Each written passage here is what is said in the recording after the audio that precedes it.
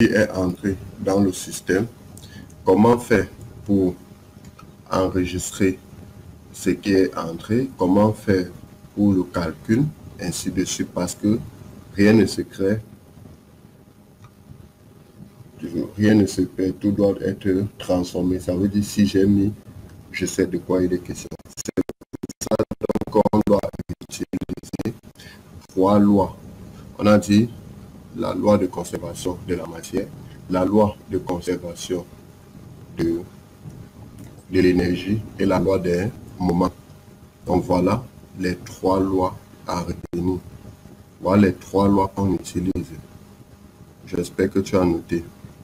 Les trois lois qu'on utilise, il y a donc la loi de la conservation de la matière. On a la loi de conservation de l'énergie et la loi de conservation du moment. Voilà les trois lois fondamentales qu'on utilise dans le génie des procédés. Donc, ce qui doit plus nous intéresser ici, donc, c'est la loi de conservation de la matière. Parce que si on insiste trop, ça doit nous prendre le temps. J'ai dit que le problème principal en ce qui vous concerne, c'est le nombre d'heures allouées à la matière. Parce que comme on vient de dire qu'on a la loi de conservation de la matière, on devait faire un chapitre loi de conservation de la matière, un autre chapitre loi de conservation de l'énergie, un autre chapitre donc la loi de conservation de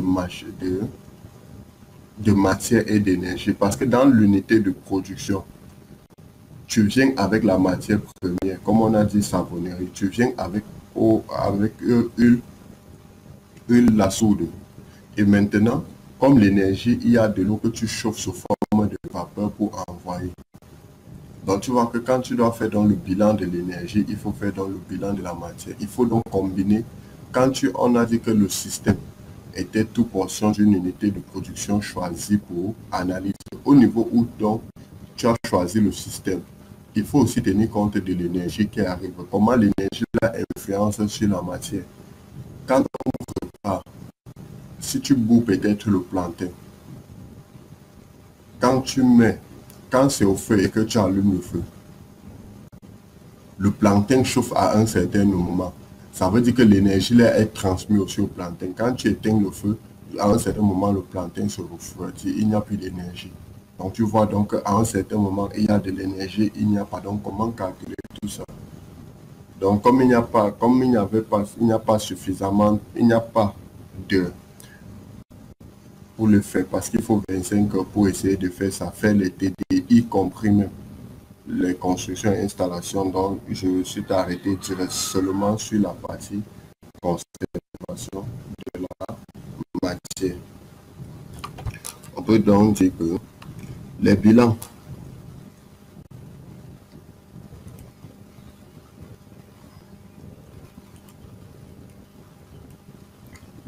donc, de la matière sont à la base de la conception des processus. Un bilan matière repris dans l'ensemble du processus déterminera donc. Dans le bilan matière pris dans l'ensemble du processus déterminera les quantités de matières premières nécessaires et des produits fabriqués. Les bilans donc sur les différentes unités de traitement définissent le flux et les compositions du flux de traitement et fournissent donc une équation de base pour le dimensionnement des équipements. Une bonne compréhension des calculs de bilan matière est essentielle dans la conception des processus. La pratique est nécessaire pour développer une expertise dans la gestion de calculs qui peuvent souvent devenir très complexes. Un temps donc et des efforts considérables peuvent être gaspillés dans la simulation des processus si les principes fondamentaux des bilans de matière et d'énergie ne sont pas compris. Il convient donc d'aborder d'accorder une attention particulière à la sélection des meilleures bases et limites des bilans matière et d'énergie, à la précision des rendements et la compréhension des schémas de recyclage, de puges et de dérivation. Ça veut dire quoi? Quand tu veux faire un calcul dans une unité de production, il y a ce qu'on appelle la base du calcul. Quand tu as plusieurs réactifs, tu dois choisir la base, l'élément qui doit te permettre de faire le calcul. Il suffit de choisir une mauvaise base pour rater tous tes calculs. La base doit être quoi? Si tu as plusieurs réactifs, c'est judicieux. Tu n'as même pas le choix de prendre pour base le réactif limitant d'abord. De deux, si tu as plusieurs réactifs de masse connue et d'autres de masse inconnue, tu n'as même pas le choix de prendre pour base de calcul le réactif dont tu connais la masse. Parce que ici, donc, à la fin, donc, quand tu dois faire le bilan de la matière, c'est-à-dire ce qui entre égale à ce qui sort, tu dois te rendre donc compte que à la fin, on doit souvent se retrouver avec des systèmes d'équations, de 3 équations à 4 inconnues, de 3 équations à 3 inconnues, 2 équations à 3 inconnues, dont il faut résoudre. Et si tu choisis donc mal la base, tu ne pourras rien faire. On aura donc même les équations dont on ne peut pas résoudre si on n'a pas tous les données. On dit qu'il faut donc accorder une attention particulière sur la sélection des meilleures bases et des bilans de matière et d'énergie, la prévision des rendements et de la compréhension des schémas de recyclage, de puges et de dérivation. Recyclage, on a dit quoi? On recycle un produit qui n'est pas utilisé. L'objectif de recycler, c'est quoi? Gain en matière première, parce que tu n'as pas jeté la matière première. Lutte contre la pollution de l'environnement. Voilà un peu d'eux. Et d'ici la fin du cours, tu dois trouver plusieurs aussi. Pourquoi donc on doit recycler la matière première dans une société? Hier, on a dit qu'aucune société ne doit travailler si elle n'est pas capable de faire le truc, de stocker la matière première pour utiliser. Parce qu'il faut la matière première chaque fois. Mais on dit que c'est bien que s'il faut recycler. On dit qu'un système, il faut bien comprendre la notion de puge. Le puge, qu'est-ce qu'on a entendu par puge? C'est comme un séparateur. À partir donc de la puge, le composé est renvoyé dans le réacteur, le déchet est sorti. Dans les puges ici, c'est comme un séparateur qui permet donc de libérer les produits, renvoyer le produit à recycler dans la zone où ce produit doit être recyclé et d'évacuer du système de production le déchet. La dérivation qu'on appelait bypass, on a déjà donc expliqué hier que c'était lorsque un produit saute une étape de production. Pardon, monsieur, la définition de puge.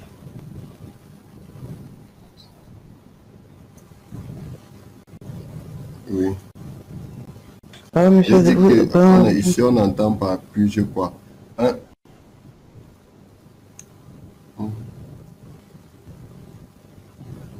Je disais que recyclage, ça veut dire récupérer le produit. Le puge, la puge ici, c'est quoi? C'est un séparateur qui permet donc de renvoyer le produit à séparer dans l'unité de production et d'évacuer les déchets de la production. C'est rapide. Pardon, monsieur, qui permet de renvoyer.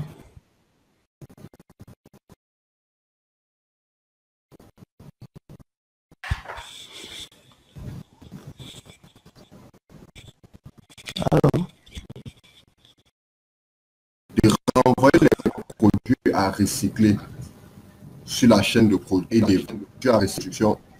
Ton micro.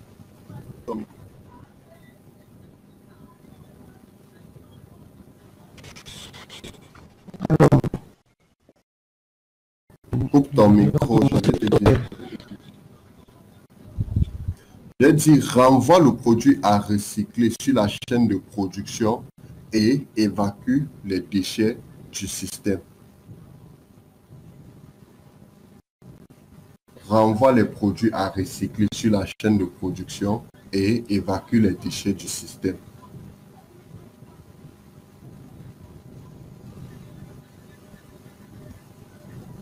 Donc, en fait, c'est un séparateur.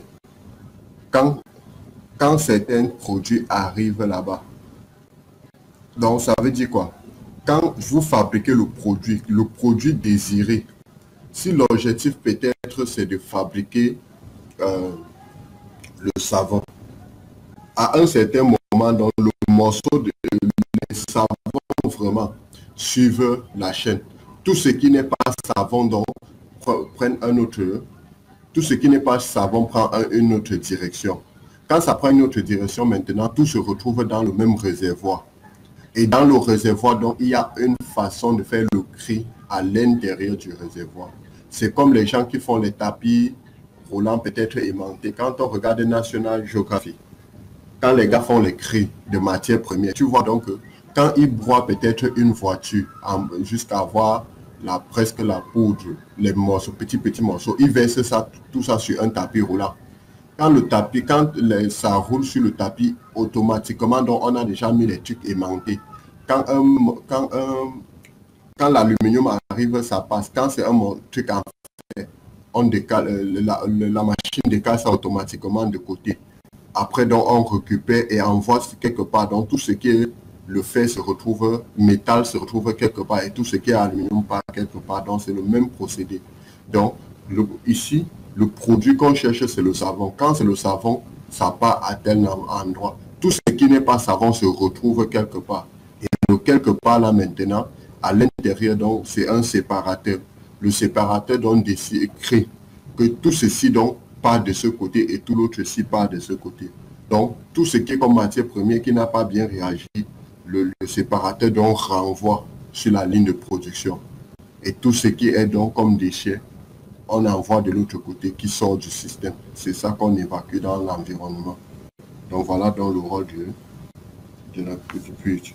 Et maintenant, la dérivation, c'est quoi? C'est ce qu'on appelait hier bypass. Ça veut dire quoi? On a dit qu'on parle de bypass quand certains produits sautent certaines étapes de production. Ça veut dire quoi? Si tu as une unité de production peut-être en 5 étapes, le bypass, ça veut dire qu'un matériau peut quitter directement de la première étape et se retrouver dans la 4e étape. Donc, on peut partir de première étape en se retrouvant en 4e étape en sautant les étapes 2 et 3. Donc, on appelle ça le bypass. Ce qui fait qu'on aura des systèmes dont on aura dans les systèmes, il y aura un exercice où on peut te donner de construire le diagramme de production en mettant le recyclage, les bypass, la purge et la dérivation. Que construire une unité de production où les trois se retrouvent à l'intérieur.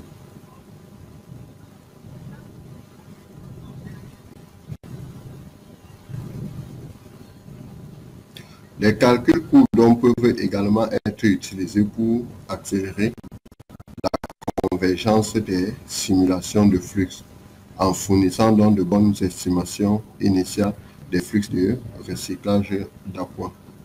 Les bilans donc sont également des outils pour l'étude du fonctionnement des installations et le dépannage. Si tu sais déjà qu'en mélangeant 10 grammes de ceci et 5 grammes de tel, tu obtiens peut-être 15 morceaux de savon. Si tu fais ça, tu n'as pas de savon. Tu cherches, tu n'as pas d'accumulation dans le système. Ça veut dire qu'il y a un problème. Ça veut dire que soit quelque chose ne fonctionne pas bien dans le système. Donc ça veut dire qu'en maîtrisant donc bien le bilan de la matière, tu peux te retrouver en train de faire le dépannage ou de montrer qu'un système ne fonctionne pas bien.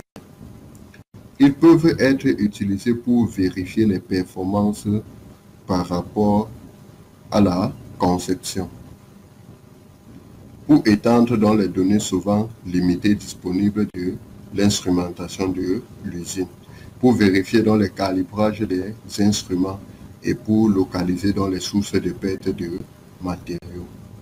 Ceci veut dire quoi? Si tu as une chaîne de production constituée de 5 ou de 6 étapes, à partir du bilan de la matière, tu peux vérifier la fiabilité de chaque système. Parce que tu sais que tout ce qui entre dans un système doit être sorti. Ou bien il faut justifier la perte. Donc, si tu lances sur une chaîne de production, à la fin tu n'as pas le produit désiré, tu peux donc décider de chercher à quel niveau se trouve la perte. Ceci dit quoi? Tu décides donc de partir étape par étape. Tu fais d'abord ton mélange. Tu évalues tout ce qui part de la première étape vers la seconde étape. Après, tu pars de seconde étape à la suite, ainsi de suite, jusqu'à ce que tu découvres donc dans quel compartiment il y a un problème. Et là, ça te permet donc de résoudre le problème. C'est ce que la phrase dit. Les bilans matières donc sont essentiels pour obtenir les données de haute qualité à partir des laboratoires ou des industries pilotes. Qu'est-ce qu'on utilise donc pour la base du bilan de la matière? C'est quoi? La base donc du bilan de la matière, c'est soit des lois physiques et chimiques. Donc, tu ne peux pas parler de bilan de la matière ou tu ne peux pas comprendre donc les bilans de la matière si tu ne maîtrises pas les lois physiques et chimiques. Et ces lois physiques et chimiques, c'est quoi? La loi de la conservation de la matière. Il faut corriger ici. On a loi de conservation de la matière. Tu peux mettre, comme on a mis loi de conservation de la matière, tu peux mettre entre parenthèses matière aussi. Loi de conservation de l'énergie, loi de conservation du moment. Loi de conservation donc du moment.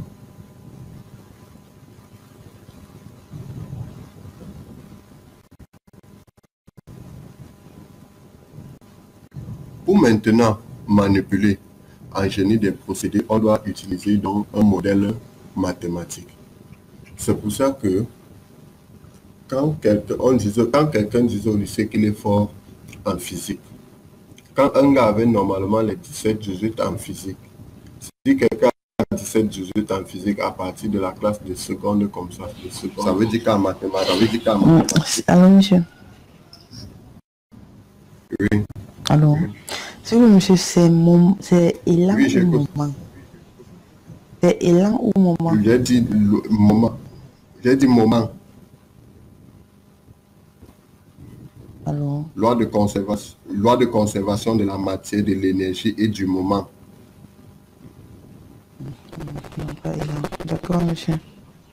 J'ai dit moment, pas élan. D'accord, monsieur.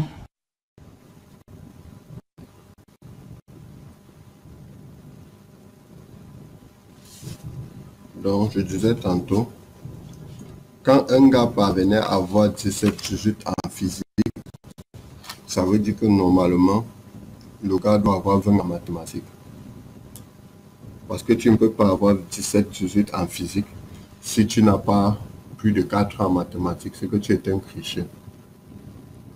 Parce qu'il faut comprendre le phénomène qu'on est en train de décrire en physique, traduire ce phénomène en équation mathématique pour pouvoir résoudre. Donc si un gars ne comprend pas les mathématiques, il comprend les physiques, ça veut dire que c'est un tricheur, il ne comprend rien. Donc c'est un peu ça, c'est la même chose qu'on veut dire ici. On dit ici donc que pour mieux comprendre ceci, tu dois passer par un modèle mathématique.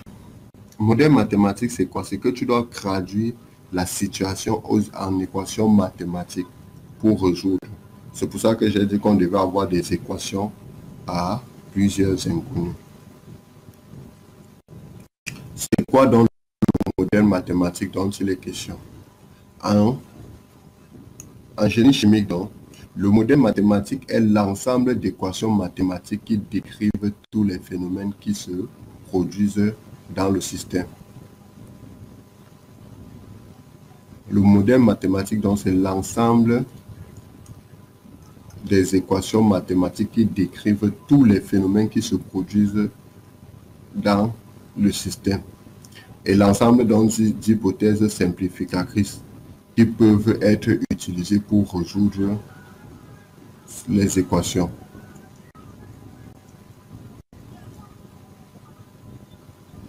Ensemble d'équations mathématiques, donc, le modèle mathématique, donc, c'est l'ensemble d'équations qui décrivent tous les phénomènes qui se produisent dans le système et les hypothèses simplificatrices qui peuvent être utilisées donc, pour résoudre ces équations.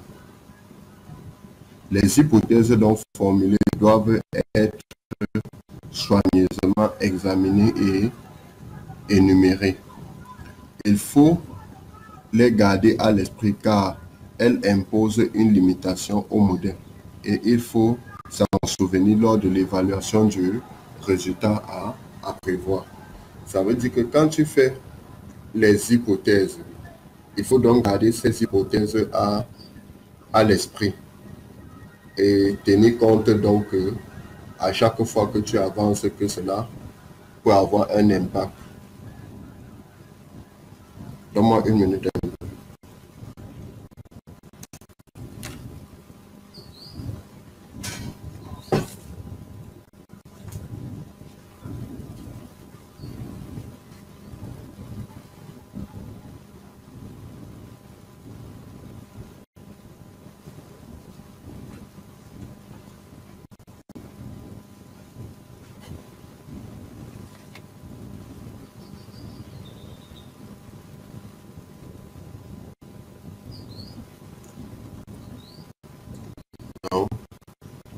Je disais tantôt qu'un modèle mathématique, c'est l'ensemble d'équations mathématiques qui dérivent de tout, qui décrivent tous les phénomènes qui se produisent dans un système et les hypothèses donc simplificatrices qui peuvent être utilisées pour résoudre les équations. Les hypothèses donc formulées doivent être soigneusement examinées et numérotées. Il faut donc les garder à l'esprit car elles imposent une limitation au modèle et il faut donc s'en souvenir lors de l'évaluation du système. Ça veut dire quoi? Si tu dis que tu négliges la quantité d'un élément, il faut donc garder cela en tête et négliger cette quantité-là jusqu'à la fin.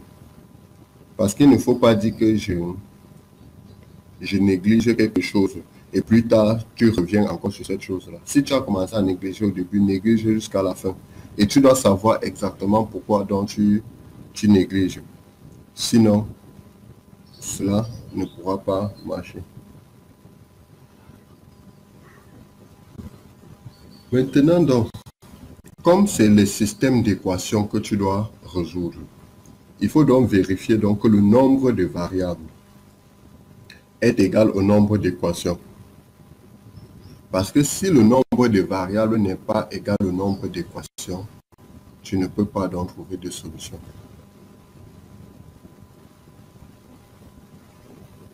Parce qu'au lycée, donc, quand on travaillait, on voyait donc un système de 2 équations à 2 inconnues. Donc ne cherche pas à avoir un système de 2 équations à 3 inconnues. C'est impossible à résoudre. Ou bien 4 équations ou 3 équations à 4 inconnues, on ne peut plus résoudre. Même quand on avait 3 équations à 3 inconnues, on avait x1, x2, x3. On avait 3 équations à 3 inconnues, ça devenait, on faisait ça par le pivot de Gauss. Mais si tu veux résoudre un système de 3 équations à 4 inconnues, c'est impossible. Donc c'est pour ça qu'il faut vérifier que le nombre de variables est égal au nombre d'équations. En ce moment, tu peux résoudre. Donc si tu as 2 variables à calculer, on s'attend à avoir 2 équations. Si tu as 3 variables, on doit avoir 3 équations. Mais si tu as 4 variables et que tu trouves 3 équations, quel que soit le cas, tu ne peux pas trouver la solution. Ça veut dire que soit tu as déjà raté, donc tu peux déjà abandonner et ne plus perdre ton temps. Donc voilà tout ce qu'il fallait donc pour planter le décor.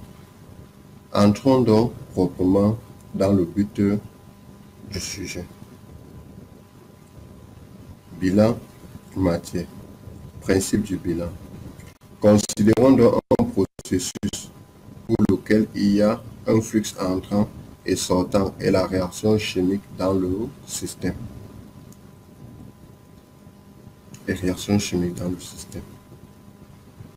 Maintenant, le bilan donc de la matière dans le système, c'est quoi? Accumulation equals input minus output plus production plus generation minus consumption. Donc c'est ça qu'on dit qu'accumulation au sein du système est égal à entrée dans les limites du système, moins sortie dans le système, plus de production au sein du système, moins de consommation au sein du système. Donc voilà donc l'équation générale qui régit donc l'équilibre ou bien le bilan de la matière. À partir donc de cette équation, donc, on doit faire sortir toutes les équations possibles. C'est même toujours à partir de cette équation qu'on doit poser la question, s'il y a réaction chimique, comment on se comporte? S'il n'y a pas réaction chimique, comment on se comporte? Parce que voici l'équation générale. S'il y a réaction chimique, quelle est la partie qui n'est plus prise en compte sur cette équation-ci? Parce qu'on dit accumulation au sein du système, c'est entrée moins sortie, plus produit moins consommé. Voilà ça. On a dit que un système qui n'a pas d'accumulation est considéré, comme staging state, ce qu'on a vu dans le cours précédent. Donc s'il n'y a pas si l'accumulation est nulle, donc ça veut dire que 0 égale à ceci. S'il n'y a pas réaction chimique, ça veut dire quoi? Ainsi de suite, ainsi de suite. Maintenant donc, est-ce qu'on peut donc commenter l'équation? L'équation donc nous permet de tenir compte de la quantité totale des substances à cause donc des changements qui se produisent. Donc cette équation nous permet de tenir compte de la quantité totale de substances à cause donc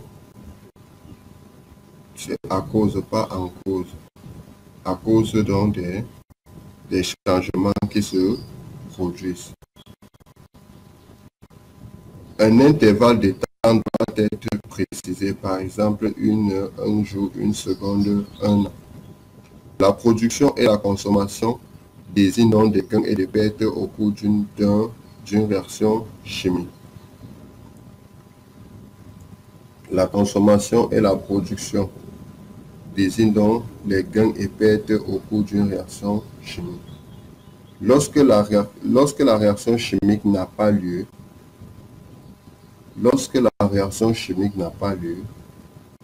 il n'y a pas donc de consommation ni de production, ce qui fait que accumulation donc égale à ce qui entre moins ce qui sort. Ce qui nous permet d'avoir l'équation 2. Lorsqu'il n'y a pas de réaction chimique, accumulation égale à ce qui entre moins ce qui sort. Car rien n'est consommé et rien n'est produit. De même, dans un système pour lequel il n'y a pas de cumul ou dans un système où il n'y a pas d'accumulation, ce qui entre égale à ce qui sort. Donc dans un système où il n'y a pas de cumul, où il n'y a pas d'accumulation, input equals output. Donc ça veut dire que ce qui entre donc égale à ce qui sort.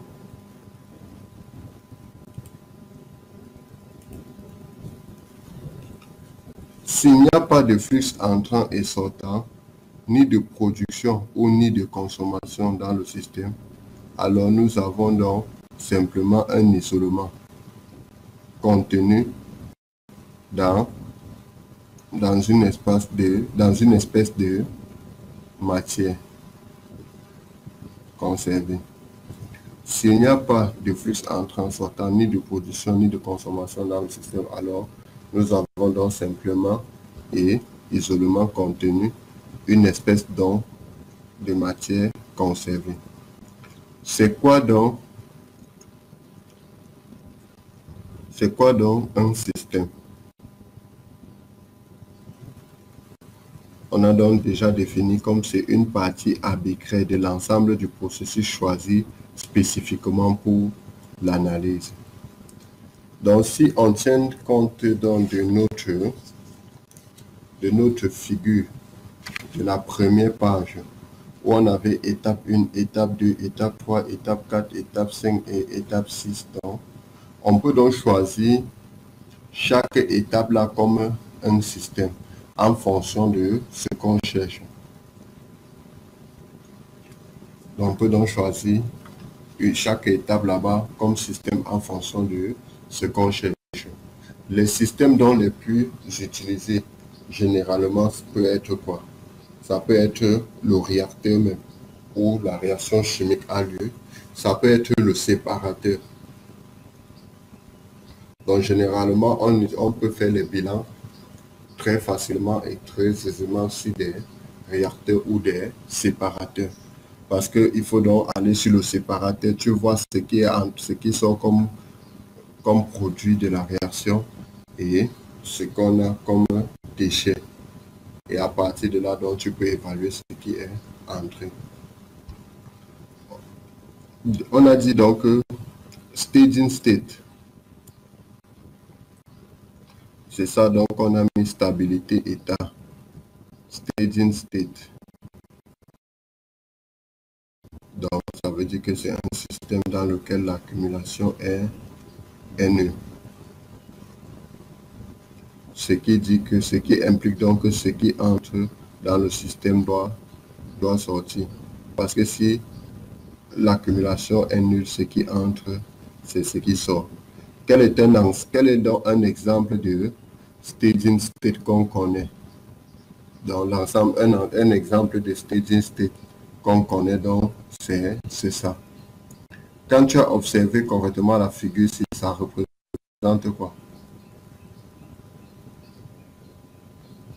Parce que tu as dit avoir lu jusqu'ici. La figure ci te renvoie à quoi? Quand tu regardes ça, ça donne quoi? C'est quoi dans la nature?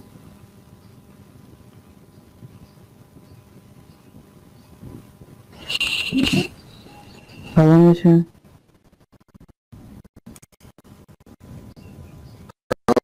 Quand tu as observé la figure ci pendant la lecture, ça te renvoie à quoi dans la nature?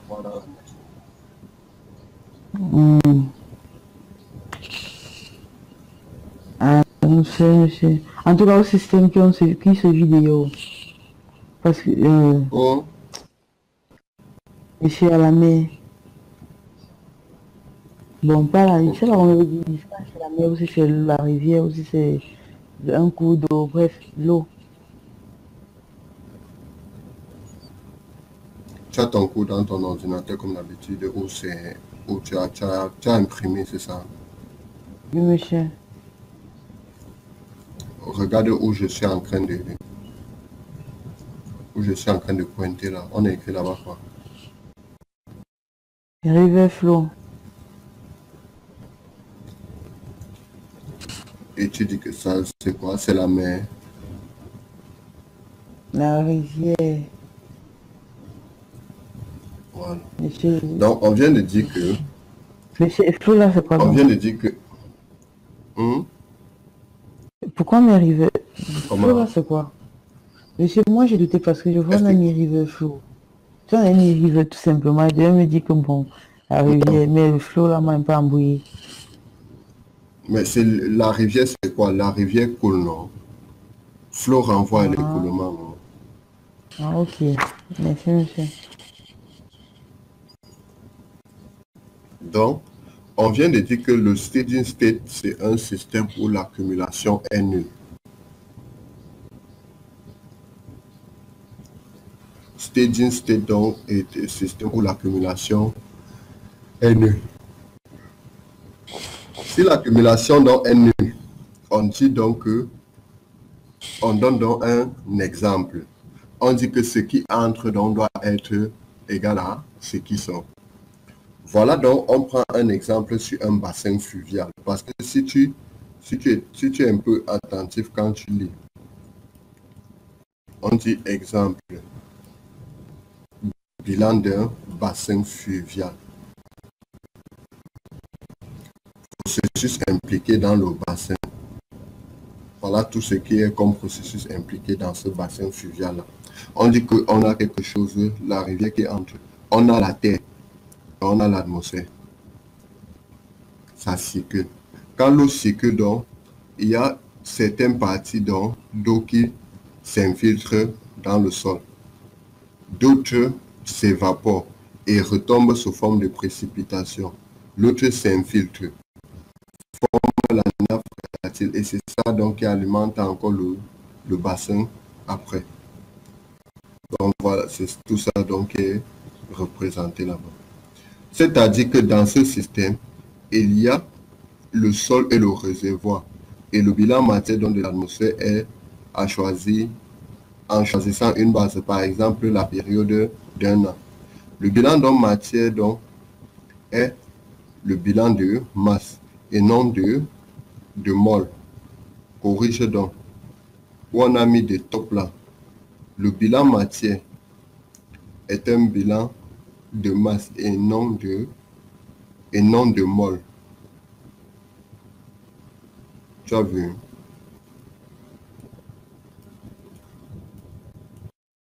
Non, monsieur, on va pas. Le bilan matière est un bilan de masse et non de top. Ici, c'est et non de mol. Oui, monsieur.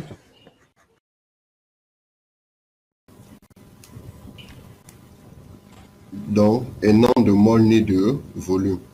Système choisi donc, atmosphère plus rivière, plus sol.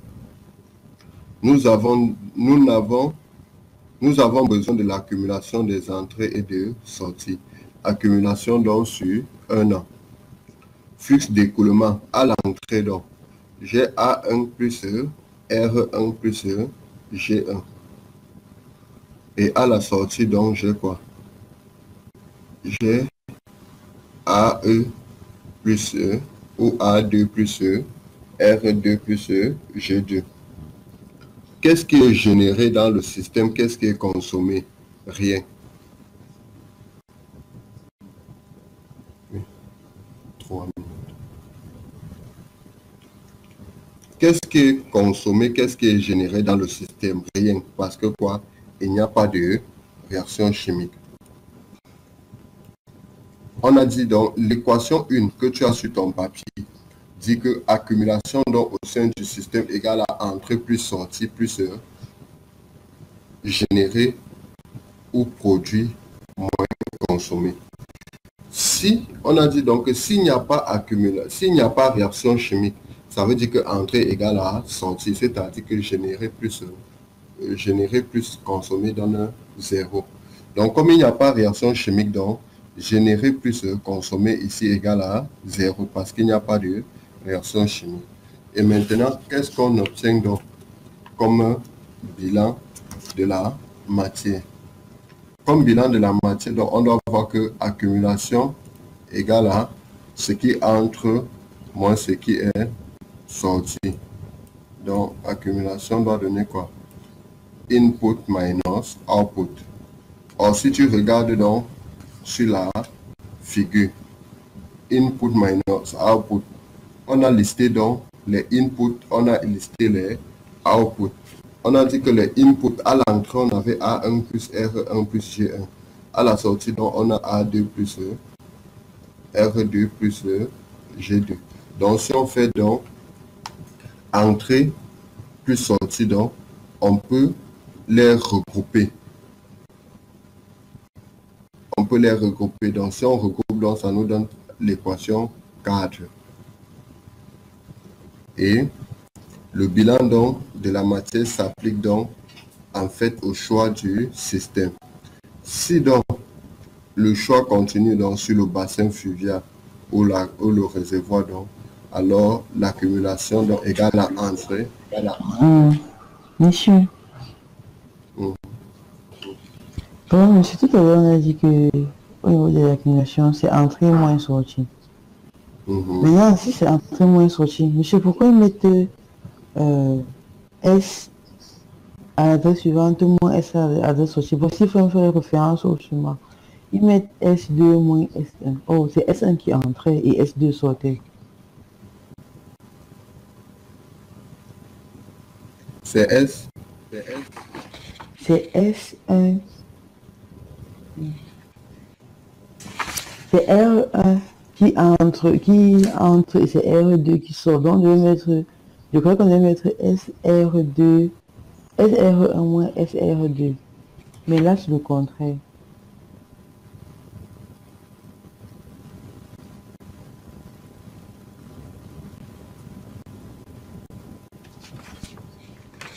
Oui, parce que ici, on a donc utilisé la période, le temps effectué pour faire de calcul. Donc, on a utilisé le temps mis pour faire le calcul, ce qui fait qu'il y a même il y a un facteur de multiplication.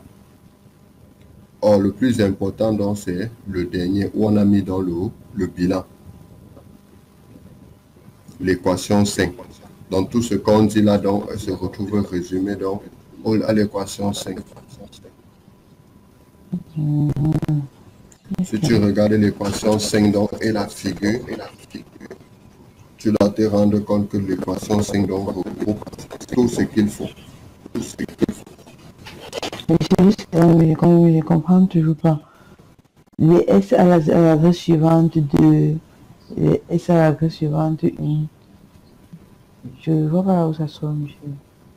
Et après, ils disent que multiplié par SRT2 moins SRT1 plus SGT2 moins SGT1. On a dit accumulation pour T1 moins T2 égale à 1 an. C'est pour ça donc qu'on veut tenir compte de l'année pour faire le calcul. Ils sont en train de tenir compte de l'année. C'est tout ça donc que je dis, laisse l'autre là, tu regardes dans le bilan final. Parce que donc on dit que accumulation égale à SRT2 moins SRT1, virgule, entrée égale à R1 moins RP. Et le produit donc c'est R2, E2 plus Z plus W. Et c'est ça donc qui est appliqué. C'est ça qui est dans l'équation 5. Tous les autres, ce sont des intermédiaires pour démontrer l'équation 5. Monsieur, l'équation 5, on a toujours parlé des équations de temps. Comment? L'équation 5, la formule SRT2 moins SRT1 n'est autre chose que égale à accumulation. Parce qu'on a même dit oui, monsieur, on a dit accumulation sur un an. Si tu veux faire quelque chose de un an, si tu es aujourd'hui, on dit l'année prochaine, pour avoir un an, c'est quoi? C'est T2, non? État final moins état initial. C'est pour ça qu'il y a T2 moins T1.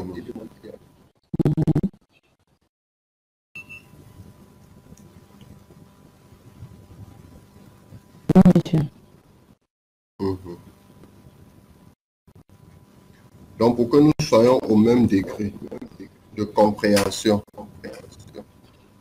il faut donc que tu regardes d'abord ce qui est écrit. Donc, que tu regardes l'exemple d'application. Parce que le reste du cours est fait sous forme d'exercice corrigé.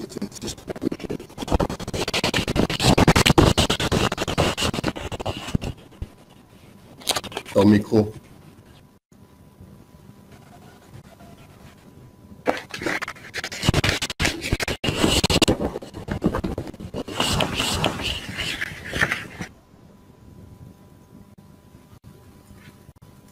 Dans le reste du cours est fait sous forme d'exercice corrigé. c'était pour ça que je demandais que tu lises avant moi, pour qu'on puisse faire. Parce que fais ça maintenant, directement avec toi, ça veut dire que ça ne nous permet pas d'avancer. Parce qu'il y aura des trucs que tu n'as pas vus et que tu n'as pas fait. Donc, il faut que tu prennes dans le temps pour lire. Et dès qu'on revient, donc quand je lis, quand je te dis seulement pourquoi on a fait telle chose. Parce que maintenant, premier exemple, on dit 30 kg d'air et 24 kg de carbone sont placés dans un réacteur à 3100 degrés Celsius. Après une combustion complète, il ne reste plus aucun matériau dans le réacteur. Quelle est la masse de carbone et d'oxygène qui sont qui sort du réacteur? Trouver la masse totale du réacteur. Trouver le nombre de moles de carbone et d'hydrogène. Quand on dit peut-être qu'on a utilisé 300 kg d'air, dans 300 kg d'air, on voit quoi? 300 kg d'air est constitué de quoi? L'air est constitué de 21% d'oxygène. On n'a besoin que de 21% d'oxygène pour la combustion. L'azote, le CO2 contenu dans l'air, l'argon contenu dans l'air, eux, ils ne participent pas à la réaction. En ce moment, comme eux, ils ne participent pas à la réaction, on les appelle des quoi? Des tie components, des composés qui entrent et sortent du système sans subir de modification. Eux, ils n'influencent en rien sur la réaction. Donc, ça veut dire que quand j'ai 300 kg d'eau, je veux comment je me comporte et tout et tout. Donc, il y a ça. Donc, il faut donc que tu regardes d'abord cette partie-là. Donc, il faut qu'en maxi 30 minutes que tu lises de la page 6, 7 et 8 pour mieux voir ce qu'on a dit. Comme ça, quand on t'explique, tu comprends une fois. Parce que si je parle maintenant, même si tu regardes après, tu ne peux pas trouver. Donc, regarde d'abord ce qui est écrit. On doit, en expliquant chaque chose là-bas, tu dois comprendre de quoi il est question. Je dis ceci, tu dois voir que pendant que tu dois être en train de lire, on doit te dire que la quantité d'azote qui entre égale à la quantité d'azote qui sort. Pourquoi? Parce que quand tu fais la combustion, tu n'as pas besoin d'azote. Quand on est au village, on attise le feu. Quand la mère dit que va attiser le feu, tu te fâches quand tu entres à la cuisine. Dès que tu attises, tu sors. Tu as la porte, ça ne donne plus. Tu commences à gronder que le bois ne donne pas. C'est le bois qui n'est pas. C'est pourtant le bois n'a rien à voir avec. Si tu mets une quantité suffisante d'oxygène, ça doit brûler. Mais quand tu attises le feu là, toi tu crois que tu as mis une grande quantité d'air. Or dans l'air là, l'azote ne représente que 21%. Donc il faut t'assurer que la quantité d'azote dans tout le volume d'air que tu as mis là représente quelque chose pour pouvoir brûler. Parce qu'on ne peut pas avoir de combustion tant qu'il n'y a pas d'oxygène. C'est pour ça que quand on doit dire peut-être que la maison a pris feu, la première chose à faire c'est quoi? Ce n'est pas qu'on ouvre les portes comme les gens ouvrent souvent pour dire qu'il faut que la fumée sorte. Non. La première des choses, c'est d'empêcher l'air d'entrer dans la salle. Parce qu'une fois que l'air entre dans la salle, ça doit faire augmenter la flamme. Il y aura plus de choses à brûler en laissant l'air. Donc, première chose, quand il y a combustion, si c'est dans un petit espace, la première des choses, c'est d'empêcher l'air d'entrer. Si je suis à la maison, ça prend feu. La première des choses, c'est quoi? C'est de fermer les fenêtres pour empêcher l'air d'entrer. Même si je vais retenir la position de la porte, si je parviens donc à fermer les fenêtres et tout, je peux donc trouver un moyen de sortir. Mais si j'ouvre grandement les fenêtres, l'air doit continuer à entrer dans la salle et continuer à attiser mon feu. Donc c'est un peu ça. Donc regarde dans ce qui est écrit, tu dois voir que l'azote n'intervient en rien dans les calculs. Et comme l'azote n'intervient à rien, donc on doit dire que l'azote est le tie component. Donc ça veut dire qu'un composé qui entre et sort du système sans subir aucune modification.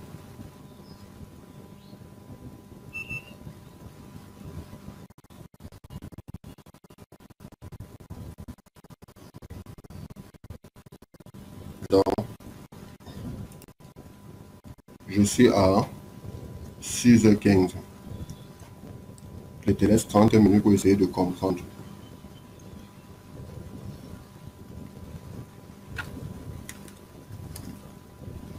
Est-ce qu'il y a une question?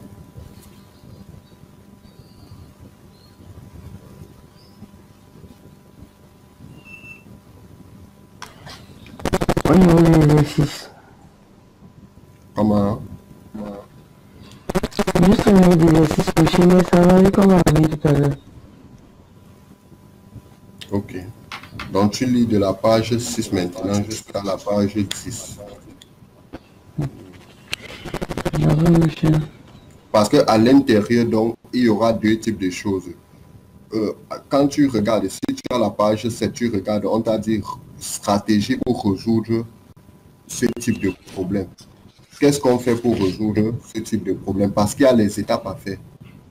On t'a posé un problème de résoudre. Il ne suffit pas de résoudre comme ça, c'est faux. Il y a des étapes à suivre. Quand tu suis toutes les étapes, la réponse apparaît seule.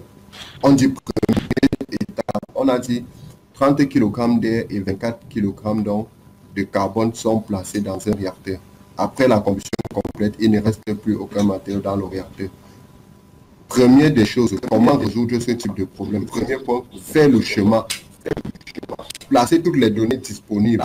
Donc, comme on a dit qu'il faut choisir la base, tu es obligé d'abord de faire le schéma, de mettre tout ce que tu connais, sur ça, et ça te permet donc de déterminer qui est la base. Ok, regarde alors.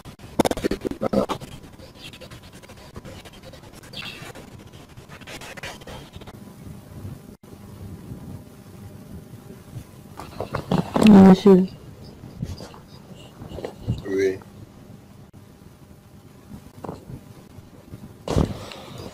Au revoir, monsieur. Ok.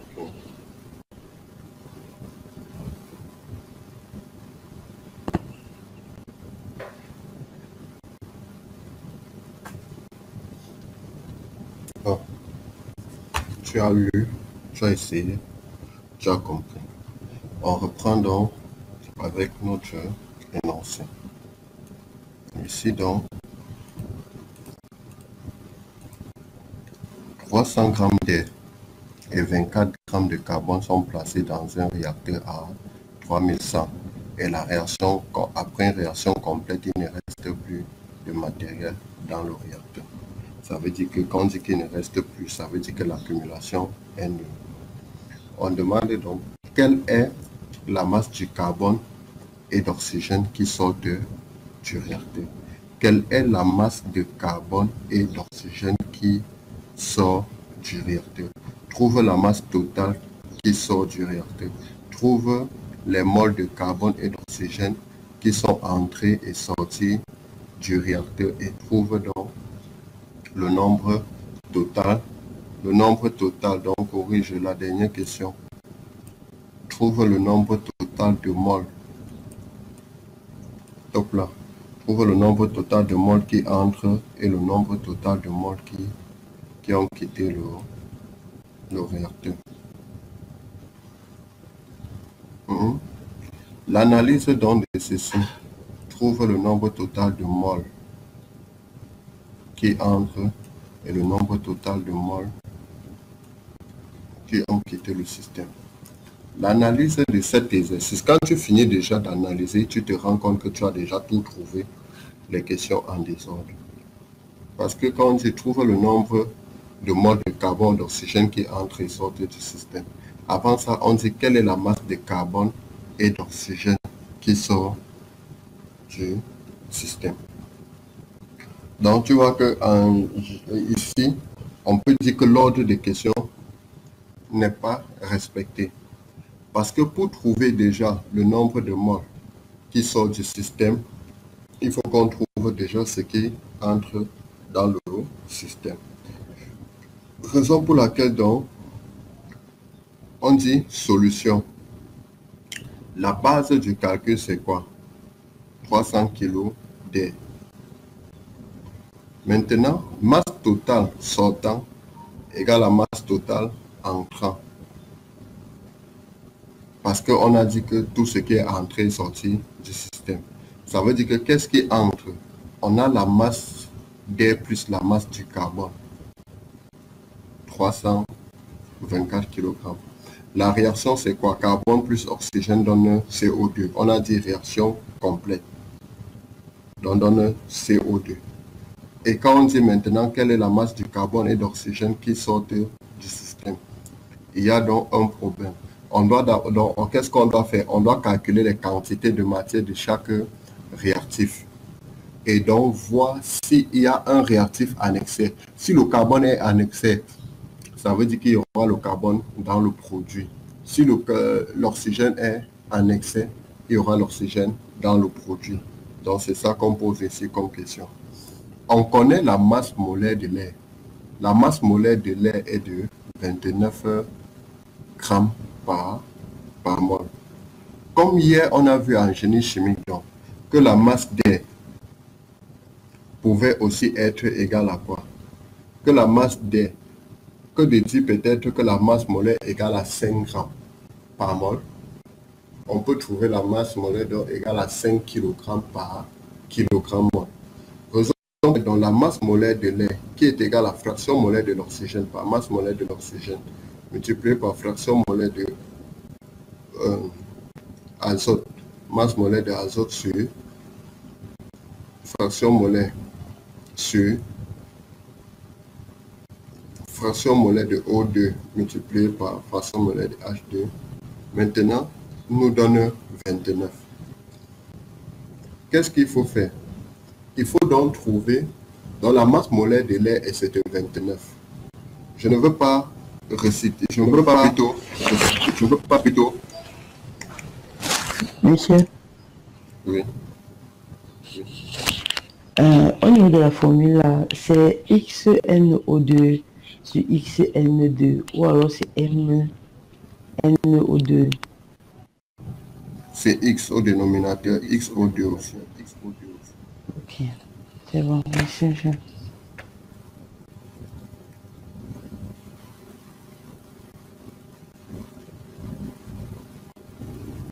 En tout cas, je vais vérifier. Parce que si c'est X, tout ça doit se simplifier, il doit rester que c'est égal encore à masse molaire multiplié par masse molaire. Je vais vérifier ça. Je vais vérifier tout de suite. Donc, tout ce que je veux, c'est quoi? Je sais que quantité de matière égale à masse sur masse molaire. La masse molaire, donc, égale à 29. Maintenant, je vais chercher la masse d'oxygène. Je sais que l'oxygène occupe 21% de l'air. Ça veut dire que si j'ai la masse d'air égale à 300 kg, l'oxygène occupe 21. Qu'est-ce que je peux faire? Je peux dire d'abord que tu as le bic, non? Tu as le bic pour noter. Donc, je connais que l'oxygène occupe 21% de la masse d'air. Si j'ai 300 kg d'air, ça veut dire que la masse de O2 égale à quoi? 21 fois 300 sur 100. Je crois que ça donne 67 kg. Donc la masse de O2 égale à 0,21 multiplié par 300. Quand monsieur, masse de O2 égale à 21 fois. Fois 300. 21 fois 300 sur 100.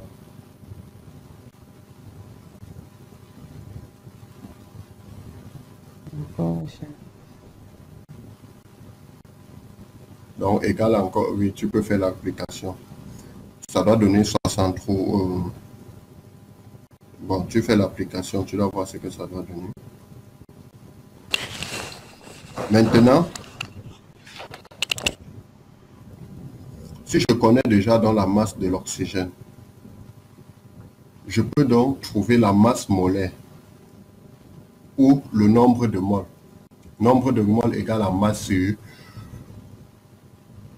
masse molaire de l'air. Ce qui me permet donc d'avoir donc 63 sur 29. Puisqu'on considère que c'est l'oxygène de l'air. On ne considère pas dans ce cas que c'est le O2 atmosphérique, mais de l'oxygène. Alors, monsieur, aussi peu. Je dis ceci. Le nombre donc de moles de l'oxygène égale à quoi? Ici, on a dit que c'est égal à 300. Si tu regardes la formule, ça fait 300 multiplié par 21 sur 100 divisé par 69, par 29. C'est égal encore à quoi? Laisse ce que tu as noté. Ça, c'est une autre méthode que tu as notée. Je dis ceci. Quand tu prends 300 ici, quand tu prends 300 ici, tu multiplies par 21%, tu obtiens quoi? La masse de lait, non? Maintenant, divisé par le 29C te permet de trouver quoi? La quantité directement de matière parce qu'on a, au début, on a dit que la masse molaire de lait égale à. Donc, quand tu divises, voilà. Donc, 30 multiplié par 0,21 divisé par ceci te donne directement la quantité de matière de O2. Quand je trouve dans la quantité de matière de O2, c'est 2,18. Maintenant, on me dit que j'ai 24 kg de carbone. Si je divise dans la masse du carbone par la masse molaire du carbone 12, je trouve donc 2 kmol. Quand je regarde dans 2,18 moins 2, on a 0,18. Ça veut dire que l'oxygène est en excès. L'oxygène est en excès. Quand tu compares les deux quantités de matière, on dit carbone. Tu sais quoi? Il y a un souci un peu plus haut. Mais moi, je n'ai pas compris comment ils ont fait pour faire... comment ils font pour faire l'opération mol d'oxygène dans l'air là. Moi, je n'ai pas compris comment c'est passé. Laisse l'opération si je dis ceci. Est-ce que tu peux calculer la quantité d'oxygène toi-même dans l'air sans regarder cette équation? Oui, monsieur. Mais monsieur, là, il ne passe pas comme vous. Mais tu n'es pas obligé de passer comme ceci pour trouver. C'est pour ça que j'ai dit, tu fais 300 multiplié par 0,21.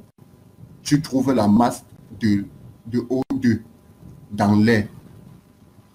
Comme c'est la masse de O2 dans l'air, tu dois donc la quantité de matière de O2 dans l'air, tu utilises dans la masse molaire de l'air qui est égale à 29. Ça fait, et c'est ça qu'on a appliqué ici. Parce que tu n'utilises pas, c'est la quantité de O2 dans l'air. Donc, c'est la masse de O2 sur la masse de l'air. Pourtant, ici, c'est la quantité de matière de l'air. C'est pour ça que tu utilises la quantité de matière de l'air et non la quantité de matière de O2. Or, ce qui est ici évite donc de faire un calcul intermédiaire. Or, quand tu prends d'abord 300 multiplié par 21 sur 100, tu trouves la masse de l'air, de O2 contenu dans l'air. Tu reprends donc maintenant que quantité de matière égale à masse sur masse de l'air. En faisant tout ça, tu peux commettre des erreurs en faisant beaucoup de calculs intermédiaires. Donc, c'est pour ça que tout se retrouve ici. On a 300 multiplié par 0,21. Ça donne la masse. Multiplié donc par 1 sur masse molaire. Voici ça, 1 sur masse molaire. Et comme on peut mettre tout ici, si tu vois que dans tout ici, masse molaire ici se simplifie. Et maintenant, la réponse se donne en kilomol parce que le 29 kg de lait ici et ici se simplifie. Il reste directement le kilomol of O2 qui est ici. Donc, l'obligation ne se passe pas le passage par la même méthode, c'est la compréhension. Donc, tu peux créer même l'exercice, regarder ceci. C'est pour ça que je te demandais de lire avant. L'objectif ici, c'est quoi? On t'a donné la masse de carbone, on t'a donné l'information sur le carbone, l'information sur l'oxygène. Même sans te poser la question, c'est à toi de voir si les ils sont dans les proportions stoichiométriques. C'est ça qu'on est en train de faire ici. Il faut calculer les quantités de matière de ces deux composés-là. On calcule la quantité de matière du carbone, ça donne 2 moles. 2 kmol. On calcule pour l'oxygène, ça donne 2,18 kmol. On se rend donc compte que au lycée, quand on mettait N1 ici, on mettait N2. Après, ici, on fait la comparaison entre quoi? Ici, le nombre stoichiométrique, c'est 1. Ici, c'est 1. Donc, on fait la comparaison entre N1 sur 1 et N2 sur 1. On se rend compte que N2 sur 1 est supérieur à N1 sur 1. Donc, le carbone, l'oxygène donc est en excès. On peut donc trouver l'excès. Quand on fait donc ceci, c'est pour trouver donc la quantité de matière en excès. Dans la quantité donc de matière en excès qui est à la sortie, c'est quoi? L'oxygène donc, quand tu trouves donc que les deux réactifs ne sont pas dans les proportions stoichiométriques, la question c'est quoi? Quelle est la masse du carbone et l'oxygène qui sort du réacteur? La réponse donc c'est quoi? L'oxygène étant en excès par rapport au carbone, la masse du carbone qui sort du réacteur c'est égal à 0. Mais tu peux donc trouver la quantité d'oxygène parce que qui sort du réacteur. Ici, la quantité de matière, si c'est l'excès. Si je multiplie donc la quantité, je sais que quantité de matière égale à masse sur masse molaire. Donc masse égale la quantité de matière multipliée par masse molaire. Si je multiplie donc le 18 ici par la masse molaire de l'oxygène, donc je vais avoir la masse en excès qui sort. Donc, quand je multiplie donc ici, là, la masse que je trouve donc c'est l'excès. Ça, c'est ce qui sort. Rien ne sort comme carbone. La masse du carbone qui sort donc c'est 0 parce qu'il n'y a plus de carbone. Comme maintenant, la relation mol à mol dans mon équation, on a ici relation mol à mol. Quantité de matière de carbone doit être égale à la quantité de matière de CO2. Si la quantité de matière de carbone est égale à 2 mol, je peux déjà savoir que la quantité de matière de CO2 est égale à 2 mol. Je peux donc déjà trouver la masse de CO2. Masse de CO2 donc égale à 2 fois 44 qui donne kg. Parce qu'on connaît sa quantité de matière, relation mol à mol ici. Maintenant, on dit quoi? On dit que comme le H2, l'air est constitué de quoi? De l'azote et de l'oxygène en grande partie. L'azote représente donc, si on prend les composés majoritaires, on doit dire que l'air est composé de 21% d'oxygène et de 69% d'azote. Donc, comme l'azote ne participe pas à la réaction c'est carbone plus oxygène. La réaction c'est carbone plus oxygène donne ceci. Si donc, comme l'azote ne participe pas à la réaction, la quantité d'azote qui entre égale à la quantité d'azote qui sort. Raison pour laquelle donc, on dit que l'azote est considéré comme un tie component, c'est-à-dire le composé qui entre et sort du système sans suivre aucune modification. Si donc je prends que la quantité d'azote qui entre ici, ça fait 300 multiplié par 119 divisé par 100. Ça ne donne pas 300 kg ici. Donc ça donne 2,8. Si je prends donc maintenant en termes de mol, je multiplie donc par la masse molaire, donc c'est en ce moment que je trouve cette valeur-ci. Donc le premier cas, le premier terme ici,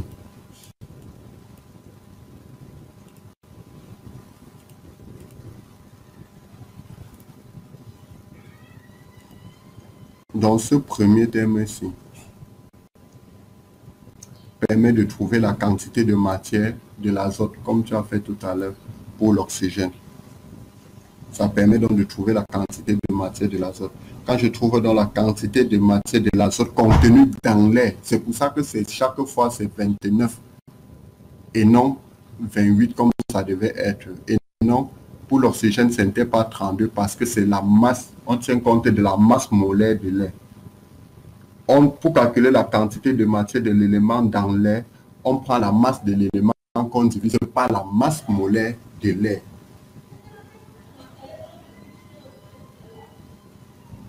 Donc, c'est ici pour ça qu'il y a 29 ici.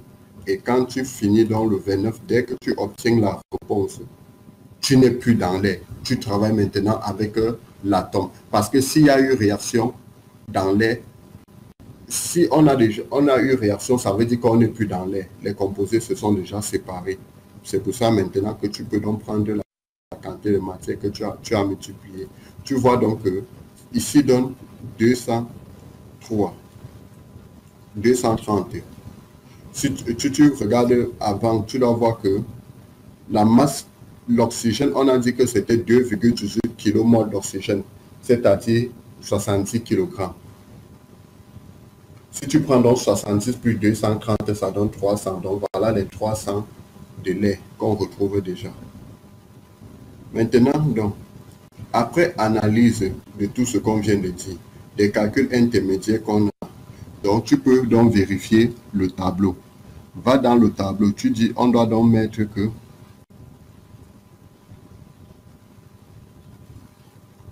donc la première colonne ici, dans le EN là, c'est entrée. Donc c'est le diminutif de entrée en kilogrammes.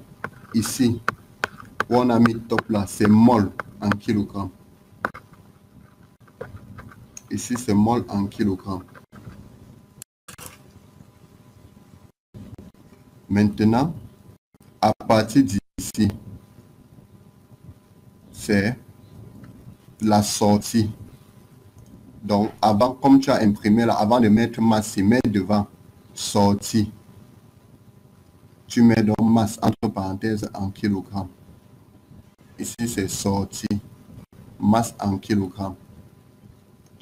Ici, c'est sortie aussi, nombre de moles. Donc, top ci, c'est mol. Donc, sortie, mol.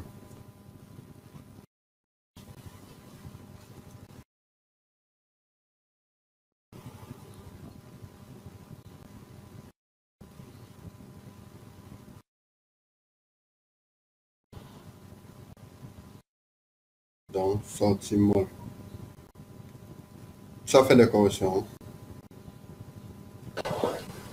Monsieur. Ok.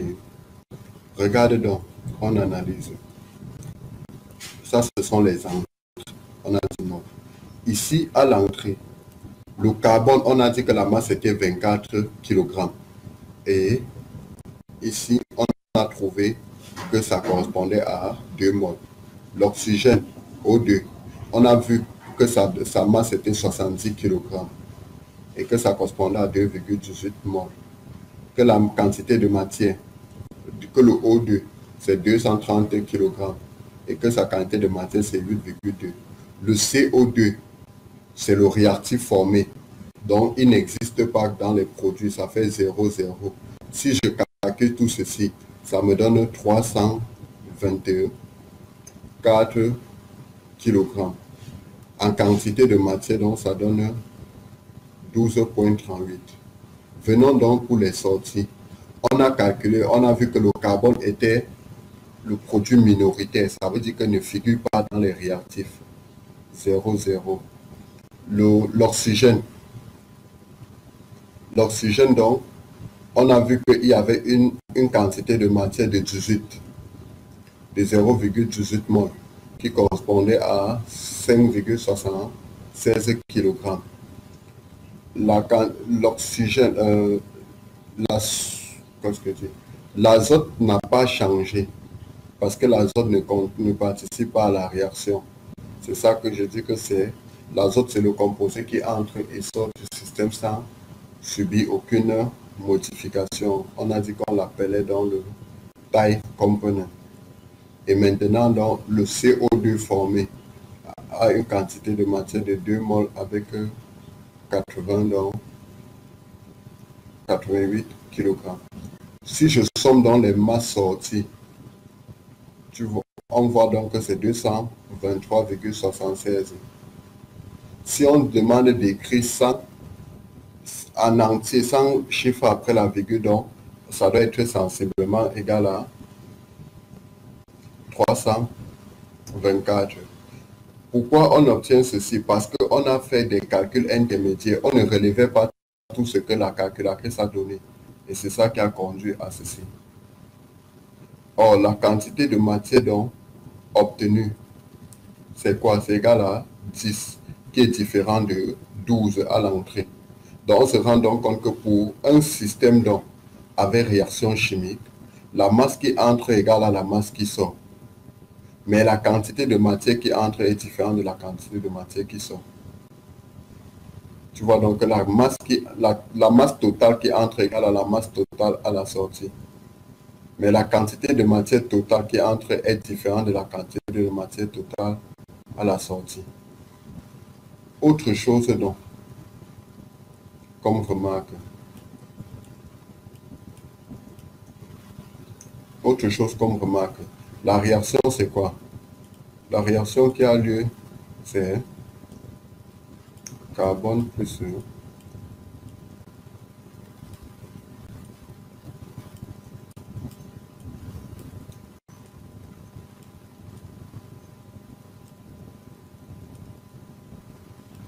carbone plus oxygène donne CO2. On se rend compte que, regarde, il y a eu le carbone, il y a l'oxygène. Dans le produit formé, on trouve le carbone, on trouve l'oxygène. Donc, ça veut dire que les composés qui entrent égale aussi aux composés qui sortent. On doit trouver le composé qui entre dans les produits. Si on avait le carbone ici et que le produit de la réaction, c'était seulement le O2, ça devait créer problème. On devait chercher où se trouve donc le carbone, ainsi de suite. Donc, qu'est-ce qu'on peut donc avoir? On a donc en observation que la masse, le nombre de moles entrant donc égale à 12. Le nombre de moles sortant donc égale à 10. On a donc comme observation que la masse entrant égale à la masse sortant. Mais le total de kilogrammes donc de moles entrant, s'il te plaît, change ça. Où il y a top là, ça veut dire moi. Le nombre donc de moles entrant est différent donc du nombre de moles, total sortant.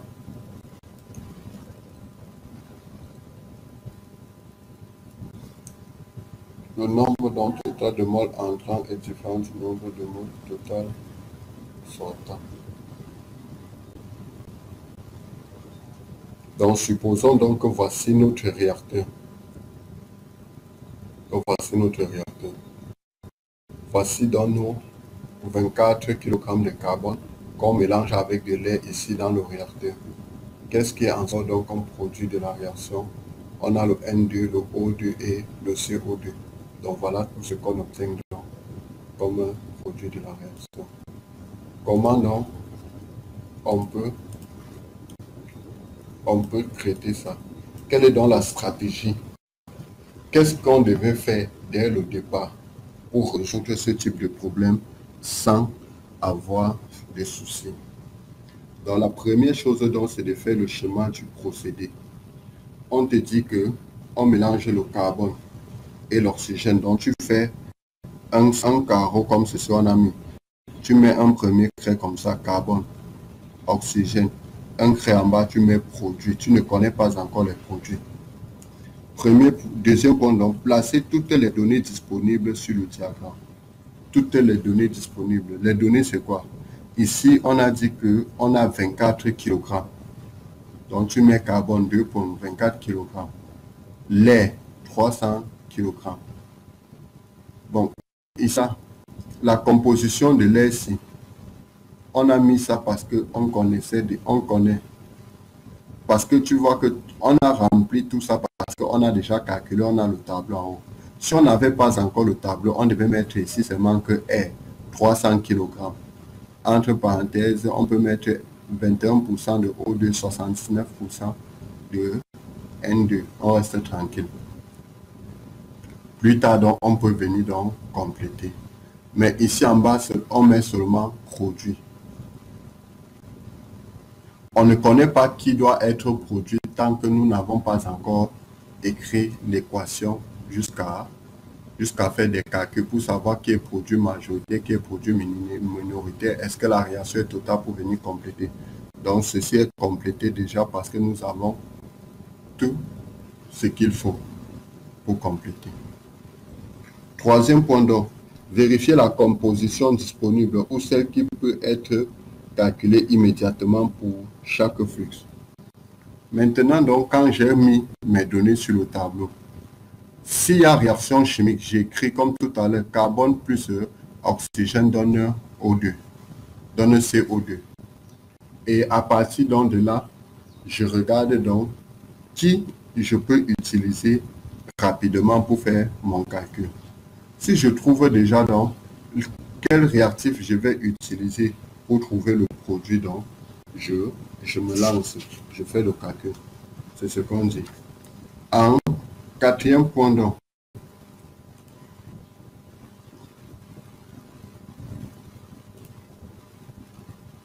on dit voir quelle masse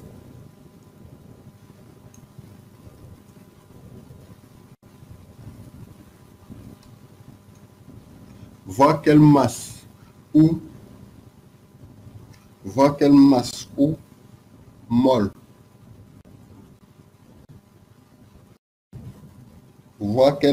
mol sont connus Monsieur, au quoi? voir quelle masse ou mol sont connus. Monsieur, ça veut dire que je suis pour mettre mol. Oui.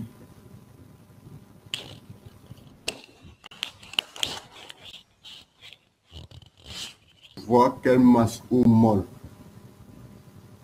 sont connus avec ES. Sont connus, UES.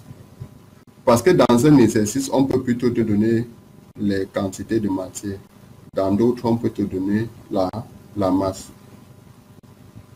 Sont connus pour chaque flux. Puis utiliser un comme donc, et utiliser donc une comme base.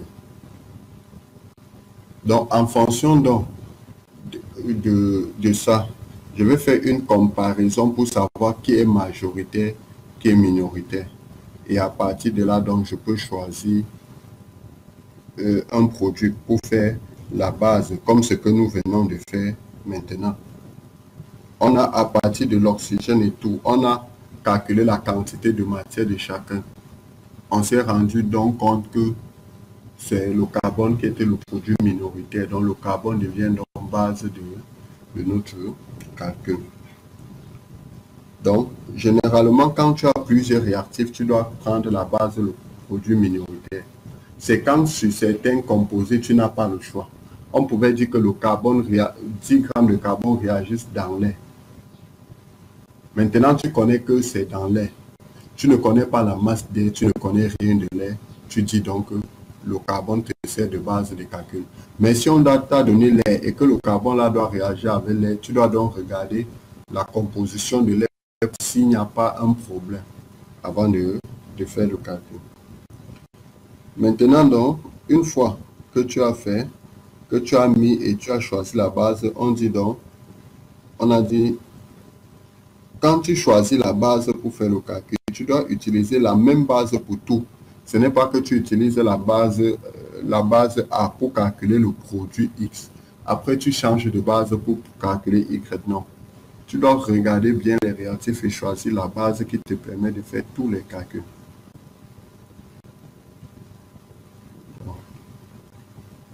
Et enfin, donc, tu dois faire le bilan total de la masse ainsi que tous les autres composants.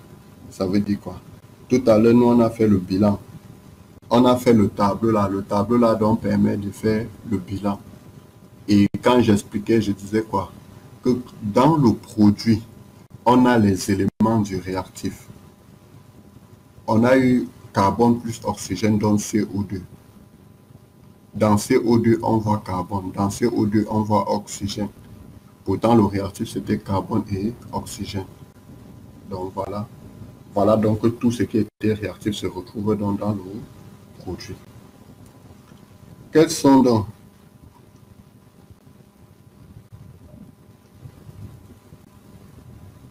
les types de problèmes qu'on peut rencontrer?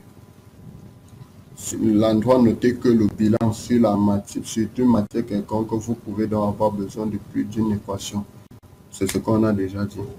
Type donc de problème. Quels sont les problèmes donc qu'on peut rencontrer? et que ces types de calculs vont donc nous aider à résoudre. On a des problèmes dans lesquels la masse du flux et la composition d'un flux sont inconnus. Dans lequel la masse et la composition d'un flux ou la composition d'un flux est inconnue, elles sont donc faciles à résoudre. Comme tout à l'heure, là, on me donne la masse d'un flux, on demande la composition de l'autre. On m'a donné tout sur le réactif, on me demande de trouver les produits. Très facile à résoudre ce type de problème. Mais on aura donc les problèmes dans lesquels la composition est connue et deux ou plusieurs masses donc sont inconnues. La solution donc passe par la résolution algébrique des équations. Ceci donc permet donc de relier des masses connues aux masses inconnues. Maintenant donc, passons à un autre exemple. L'exemple donc ici qu'on donne c'est quoi? C'est l'habit. Prenons l'habit donc, un exemple donc de l'habit que tu as lavé et que tu veux sécher. Quand tu laves toi-même l'habit à la maison, qu'est-ce qui se passe? Quand tu rinces jusqu'à ce que tu es prêt à mettre sur la corde, qu'est-ce que tu fais? Tu essores d'abord une quantité d'eau. Quand tu essores cette quantité d'eau-là, quand tu plonges ton habit dans de l'eau et que tu soulèves, tu te rends compte qu'il y a 100% d'eau ici. Quand tu essores correctement, toi-même tu es sûr que j'ai déjà retiré 50% d'eau. Tu mets peut-être sur la corde. Il n'y a pas de pluie. Il n'y a pas de soleil. Le soir, tu viens prendre, c'est encore humide. Tu sais que durant toute la journée, comme ça a passé la journée là-bas, il y a encore peut-être 20% d'eau sortie. Tu vois que si on te demande d'évaluer toute la masse séchée, tu dois d'abord dire qu'il y avait 50% de 100%. Après, donc, il y a eu 50% de tout ce qui restait. Il y a eu 20 ou 25% de tout ce qui restait, ainsi de suite. C'est pour ça donc que l'exercice que nous avons, c'est quoi? Porte sur le séchage de la pâte à papier. On dit une pub de papier humide contient 71% d'eau. Contenant 71% d'eau doit être séché. Donc ça ne contient pas 100% d'eau, ça contient 71%. Quand on sèche maintenant, si 60% d'eau est éliminée, faites le calcul. Tu vois que ton document, comme je viens de parler de l'habit, quand tu sors de l'habit de l'eau, tu presses déjà, peut-être tu as retiré 30%, tu mets au soleil ou tu mets à l'ombre. 4-5 heures de temps après, tu viens, tu te rends compte que par rapport à comme tu avais mis, on a 20 ou 40% d'eau éliminée. Maintenant, donc, il faut trouver la nouvelle masse d'eau. Donc, c'est un peu ça. On te dit donc que la composition, on demande de calculer donc la composition de la page sèche. La masse d'eau donc prélevée par kilogramme de page sèche. Tu vois donc que ce système, c'est quoi? Ce système-ci dont on est en train de faire allusion, c'est le séchage. On peut donc prendre, comme on ne m'a pas donné la base pour faire mon calcul, moi-même je peux prendre la base. Généralement, les bases à prendre ici, c'est, tu peux prendre 1 kg, tu peux prendre 100 kg, tu peux prendre 1000 kg en fonction de l'énoncé qu'on t'a donné. Ici donc, on me dit que si je prends donc 1 kg de papier humide, on dit une pub de papier humide contient 71% d'eau. Donc si le papier pèse 1 kg, ça veut dire que on a 71% d'eau. Si on a 71% d'eau, on a combien? On a 29% de matière sèche. Donc, l'eau représente 71%, ça veut dire que la matière sèche, c'est 29%. Donc, les 71% d'eau là, si on enlève 60% de 71, il doit rester combien? Donc, c'est pour ça donc qu'on dit que, regardez dans le schéma. Le schéma, donc, on dit que c'est grain dans un séchoir. Grain dans le séchoir. Si donc, tu mets F qui est égal à 1 kg dedans, tu vois donc que ça doit se diviser en deux parties. Donc, le F là est constitué donc de la matière sèche et la matière humide. La matière sèche, donc, c'est 29%. Et la matière humide, c'est 71%. Donc, ici, le FC contient la matière sèche et la matière humide. Voici le séchoir. Le séchoir, donc, doit avoir quoi? Le papier sec. Et le papier sec, là, doit contenir quoi? Comme l'eau est sortie à 60%, comme l'eau est sortie à 60%, le papier contient 71% d'eau. Mais on a pu sécher que 71% et non les 100%. On a pu sécher que 60%, pardon, et non les 100%. Ça veut dire qu'il reste encore 40% d'eau. Dans le 71%, c'est. Donc, tu vois que tu ne dois pas trop considérer ça. Tu ne considères ça que pour la matière initiale. Ça veut dire que si tu as choisi 1 kg, ça veut dire que l'eau, la masse d'eau, c'est 0,71 kg. On dit que si la masse d'eau, c'est 0,71 kg, si ce n'est que 60% qui a été retiré, donc il reste 40%. Donc ça veut dire que si tu prends déjà 60% de 0,71, tu sais dans la quantité d'eau qu'on a séché. Et le reste, donc, c'est ça. Donc ça veut dire quoi? Si donc on a retiré 71% d'eau, il doit rester donc 40% dans le cas. C'est pour ça que ici, donc, où on a mis la pâte sèche, on met que la pâte sèche contient encore quoi? La matière sèche plus de l'eau. Et l'eau là, c'est quoi? L'eau qu'on met ici, donc, c'est les 40% des 60, parce que c'est même pas qu'à 100%, il reste 40%.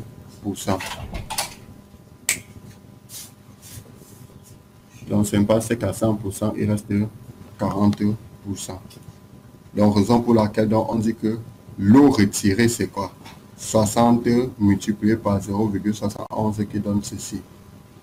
Donc, l'eau non retirée, c'est quoi? C'est 0,71 moins 0,429.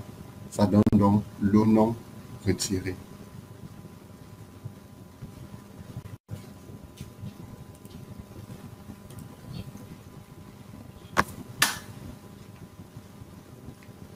Dans l'eau non retirée, donc c'est l'eau prélevée. Dans l'eau non retirée, c'est l'eau initiale moins l'eau prélevée.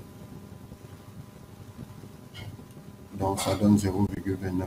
Donc si tu fais dans le bilan composition de la pâte à papier, on avait dans les produits, c'est 0,29 plus 0,2 qui donne ceci. Le pourcentage en eau, donc, on a 50,5 dans la matière sèche. Parce que quoi? Le but de cet exercice, c'est de sécher. C'est le séchoir. Raison pour laquelle, comme le déchet ne nous concerne plus, c'est pour ça qu'on veut que dans le produit, donc, on regarde. Donc, ici, là, ça concerne seulement des produits. Ça, c'est la masse du papier, l'eau contenue dans le papier. Ce qui fait que la masse totale du produit obtenu, c'est 0,574. Pourtant, la masse initiale, c'était donc de 1 kg. C'était donc de 1 kg. Maintenant, le pourcentage. Donc, si je reviens donc en arrière, on dit que pour un système de production, la masse qui sort, la masse qui entre est égale à la masse qui sort. Donc, ça veut dire que ici, donc, quand on dit de faire le total balance, donc le total balance dans un système total, ça veut dire que F égale à quoi? F égale à Gray Product. qu'on peut appeler P, le produit, plus W, que généralement, quand tu dois trouver dans les documents en anglais, on doit dire que W, c'est waste. Donc, ce qui entre le fit, ce qui entre égal à la product plus waste. Donc, tu vois, donc, si tu regardes donc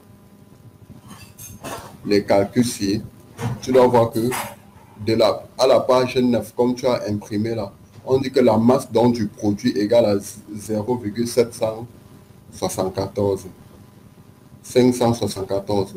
La masse d'eau, c'est 0,426. Si tu fais 0,426 plus 0,574, ça te donne 1.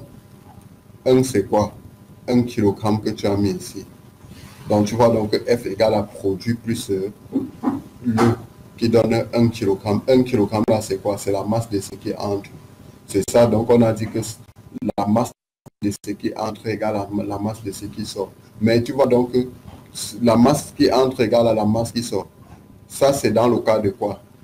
Tu vois que ici, dans le cas de cet exercice, il n'y a plus réaction chimique. Or, pourtant, tout à l'heure, on a fait combustion, c'était réaction chimique. Donc, dans le cas-ci, il n'y a pas réaction chimique. C'est un processus de séchage. Et dans le processus de séchage, donc, on ne parle pas de réaction chimique. OK. Qu'est-ce qu'on doit donc tirer comme observation? On observe que dans le séchage, aucune réaction chimique n'a lieu et il n'y a pas aussi d'accumulation. Pour l'eau pure, donc la masse entrant est égale à la masse hors. Donc la masse qui entre est égale à la masse qui sort.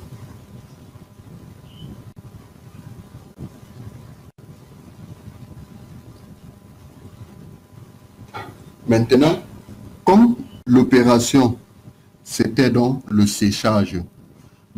On parlait de l'eau. Donc, dans l'eau, la molécule d'oxygène et la molécule de O2 qu'on trouve, ou bien l'atome d'oxygène ou l'atome de O2 qu'il y a dans le produit, c'est la même chose qu'on a dans le réactif. Dans la masse de l'oxygène, dans le produit, c'est encore ça qui est dans le réactif. Maintenant, donc, trouvons donc un système, donc faisons donc le bilan de tout ce qui entre. Donc, on peut donc analyser, on peut donc généraliser.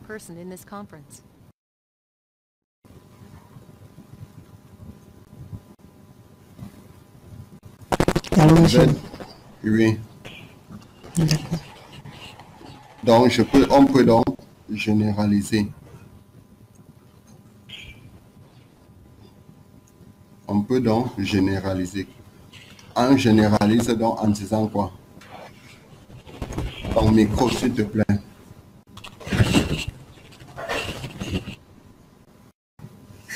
On peut donc généraliser. Qu'est-ce qu'on dit pendant qu'on généralise? On dit donc que pour un processus permanent avec réaction chimique, la masse totale qui à l'entrée égale à la masse totale à la sortie. Le nombre de moles, donc il faut corriger ceci. Le nombre de moles à entrée, nombre de moles, le total des moles, oui, mais total de moles entrée. Total de moles entrée égale à total de moles sortie.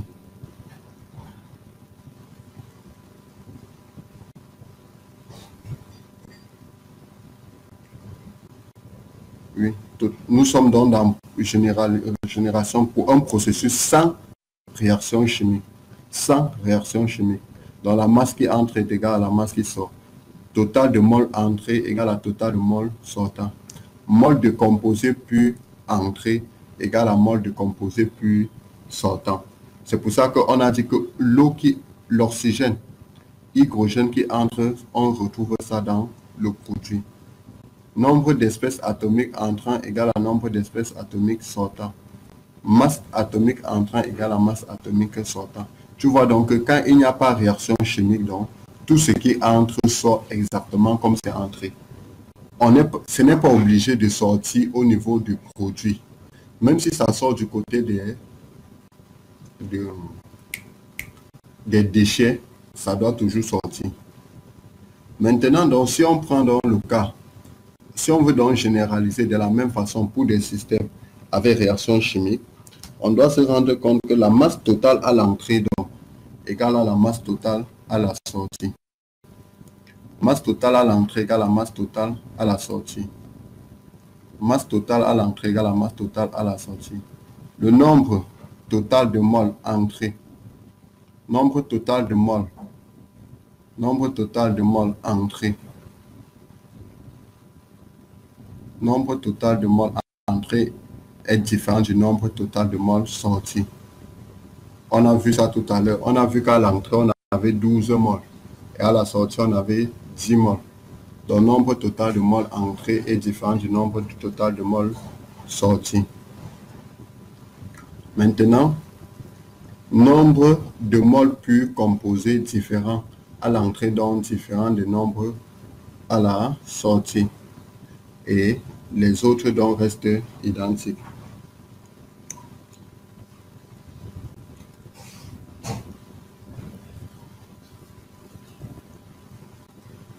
Maintenant, on a la masse totale donc.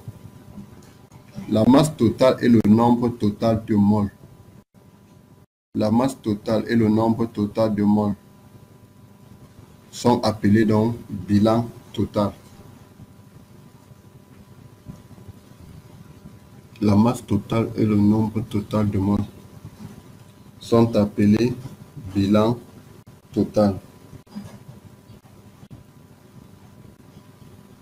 Le bilan donc des espèces est appelé bilan des composants. Le bilan donc des espèces est appelé bilan des composants. Ça veut dire quoi? Il y aura dans les cadres d'exercice où, quel que soit comment tu dois faire, tu ne peux pas, à partir peut-être d'un réactif, trouver un produit. Quel que soit ce que tu veux faire. Tu seras donc obligé d'aller dire que, mais, aller prendre plutôt un raccourci que j'ai 2 atomes de carbone dans le réactif. Combien j'ai comme atomes de carbone dans les produits? Et ce n'est qu'avec une relation donc espèce par espèce comme ça que tu peux donc remonter, donc trouver cela. Maintenant donc, comme on connaît donc les cadres généraux, qu'est-ce qui se passe? La généralisation pour un système avec réaction chimique et un système sans réaction chimique. Qu'est-ce qu'on peut donc faire? On peut donc aussi donc établir la procédure pour résoudre donc un problème quand on parle de bilan de la matière. Parce que donc pour établir donc le bilan matière d'un système, il faut connaître les concepts suivants. Donc quand je veux parler donc du bilan de la matière, il me faut connaître certaines choses. Comme quoi? La masse de tout ce qui entre et sort du système. Je vais connaître la masse de tout ce qui entre et sort du système.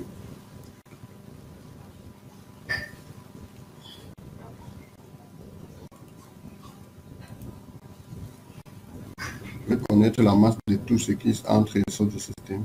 Je vais donc connaître la composition. Je vais donc connaître la composition de tout ce qui est contenu dans le système. Et ensuite, donc, je vais savoir s'il y a réaction chimique ou pas. Et s'il y a donc réaction chimique, je vais donc être capable donc d'écrire l'équation de cette réaction-là. Donc voilà les choses qu'on se doit de connaître lorsqu'on veut parler donc de l'équilibre de la matière. Donc tout à l'heure, tu as lu jusqu'au chapitre, jusqu'à la page 10. Donc, Tu vois donc que tout ce qui continue là, ce sont des exemples.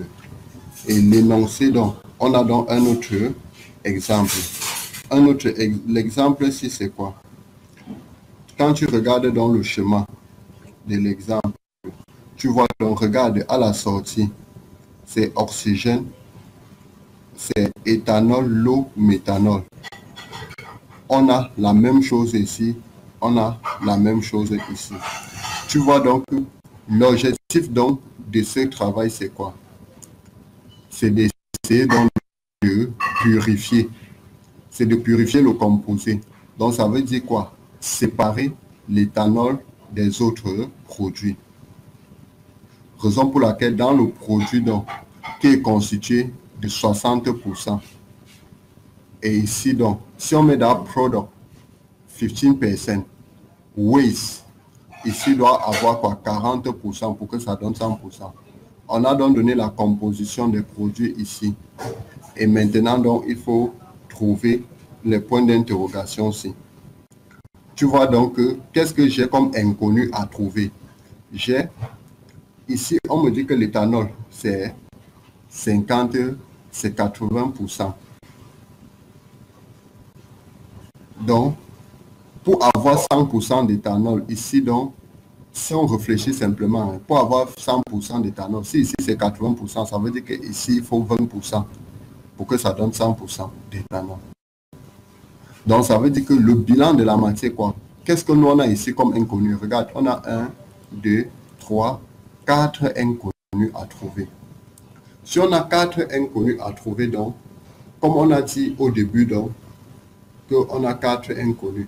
4 inconnus, donc, renvoient à quoi? Il nous faut avoir 4 équations à 4 inconnus pour résoudre ceci. Dans le cas contraire, donc, il est quasi impossible de les faire. Et maintenant, donc, pour faire, je t'envoie rapidement un document qui a l'énoncé de l'exercice.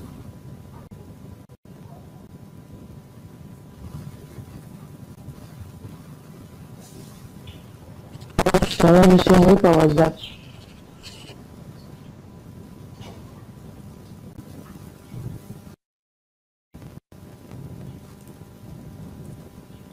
Donc, si tu regardes le livre que tu viens de recevoir, tu dois mieux comprendre ce qu'on a fait pour suivre les dimensions. Et ce cours que nous sommes en train de faire, donc, se retrouve là-bas en chapitre 2.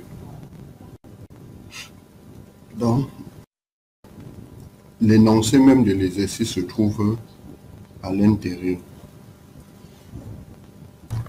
Donc, tu vois, quand tu regardes l'énoncé, tu te rends compte que le but, non, c'était de séparer. Monsieur, je n'ai pas reçu le livre.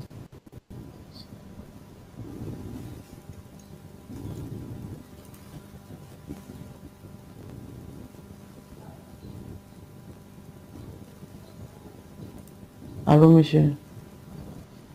Oui. Oui, c'est en train de charger, c'est 22 mégas.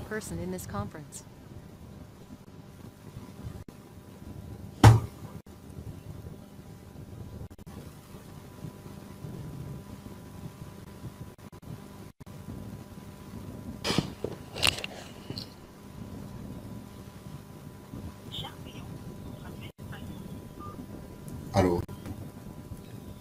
Oui, monsieur. Ok.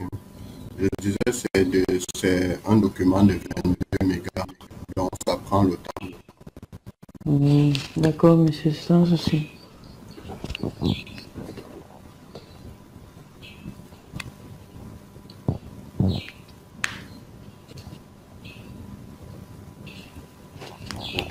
Donc, je disais tantôt, le but de l'exercice, donc, c'est de purifier. Donc, les points d'interrogation. Monsieur, je ne vous suis plus. Allô, monsieur?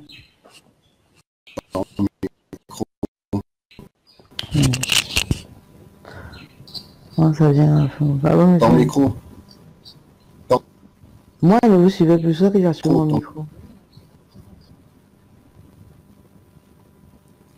Donc, les points d'interrogation qu'on a sur la figure de la page 10 montrent que c'est qu'il faut donc compléter ces vides-là.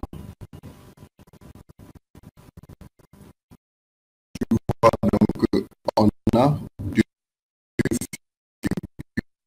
petit a, on nous donne quelque chose comme ça.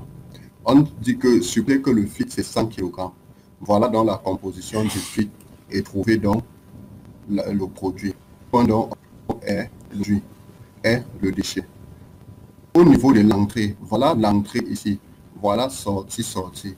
Si on dit que ce qui entre est égal à la somme de ce qui sort, la loi de la conservation de la matière. Donc ça veut dire que F qui entre égale à P plus W. Donc W égale à quoi? Égale à F moins P. Parce qu'on a dit que P égale à 60%. 60% de ce qui entre. Ce qui entre, c'est quoi? C'est 100 kg.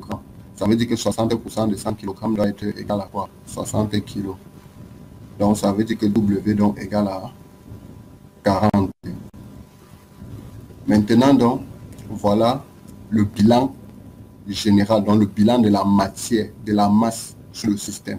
On a dit qu'en dehors du bilan de la masse, on peut faire donc le bilan des composés. Ça veut dire quoi? Le composé qui est ici, l'éthanol qui est ici, la masse de l'éthanol qui est ici égale à la masse de l'éthanol qui est ici plus la masse de l'éthanol qui est ici. La masse de l'eau qui est ici égale à la masse de l'eau qui est ici plus ce qui est ici, ainsi de suite. Donc, si on part donc sur le component balance, ça veut dire que pour chaque composé, donc prenons le cas donc de l'éthanol. Donc, si on peut faire ici, on peut faire ça. Donc, toi-même, tu peux faire ça sur ta copie. On peut faire ça comme ici, comme ça. Dans ce système d'équation-ci.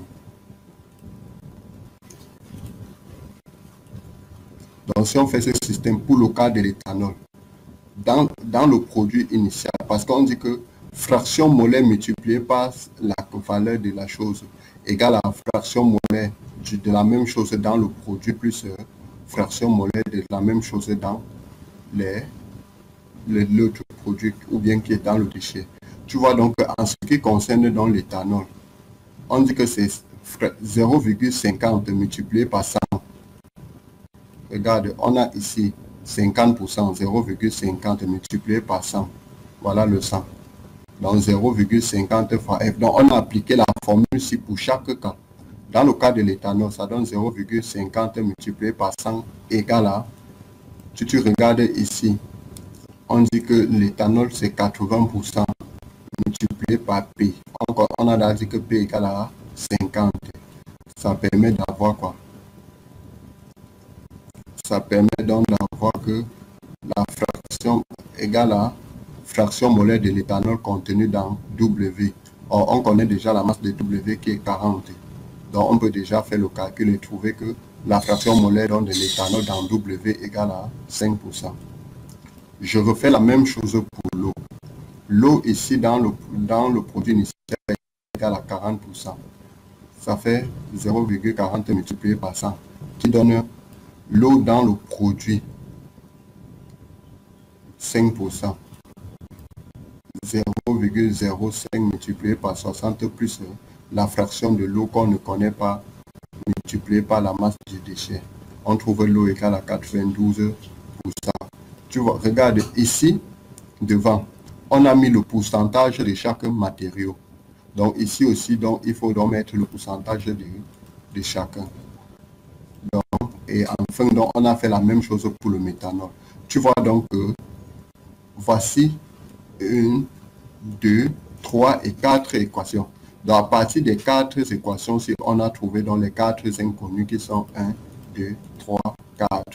Donc, c'est pour ça qu'on a dit que le nombre d'équations donne le nombre d'inconnus.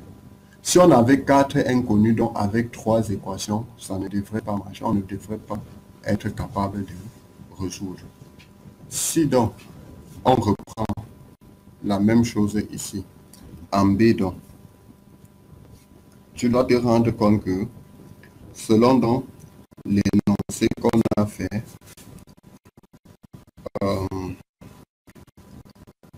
Va un peu à la page 11, s'il te plaît.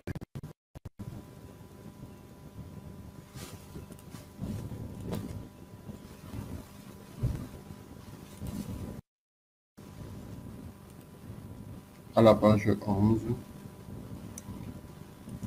Oui, ici, où pourcentage de Arnold, pourcentage de ceci plus pourcentage plus égal à 100. Il faut compléter ça. Il faut comment, monsieur? Donc, c'est plus à 100. Parce que somme de pourcentage. Prends cette équation. Tu mets les plus là-bas. D'accord, monsieur.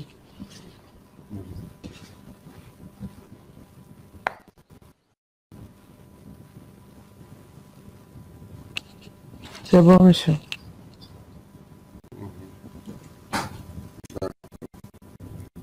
Donc, voilà un peu en quelque sorte donc, ce qu'il faut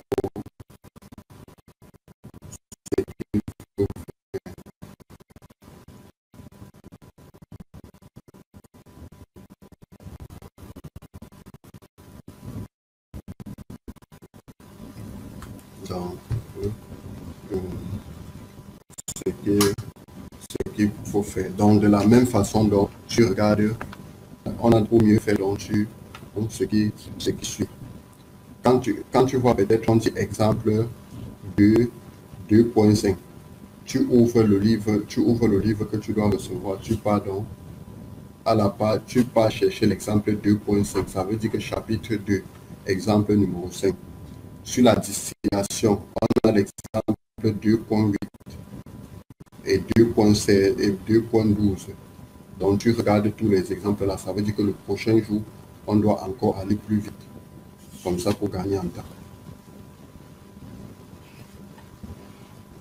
Parce qu'il doit falloir qu'on finisse cette partie-ci, cette semaine. Et la semaine prochaine, donc, on doit seulement faire donc calcul d'installation et des instruments de laboratoire de type. Donc, on doit finir ceci cette semaine. Donc, ça, c'est ce que tu es en train de faire. Donc. Et après, donc, on doit continuer. Donc, maintenant, la balle est dans ton camp. Vu que le soir, on ne va pas faire et que c'est demain soir qu'on va faire, tu as donc la possibilité donc, de mieux avancer. Parce qu'il faut déjà que je cherche la facilité de donner. Comment? Il n'a pas fait quoi, monsieur, pour le soir? Je dis que comme c'est avec lui que tu vas faire cours le soir et faire encore avec lui demain matin et que je vais venir demain soir, il faut donc que tu prennes le temps pour mieux comprendre et avancer. J'ai dit que les exemples, comme l'exemple 2.5, le livre que tu dois recevoir, chaque exercice corrigé ici, il y a l'énoncé dans le livre.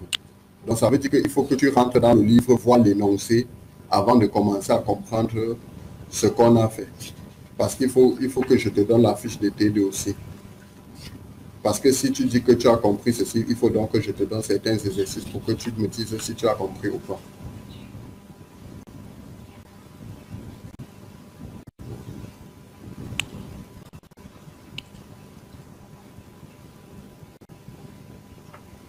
Ok, bon. Demain soir, c'est à quelle heure? C'est bon, monsieur. Demain, c'est mercredi, mardi, mercredi. C'est pas, monsieur. Mais si on commence à 16 ans, on finit à quelle heure?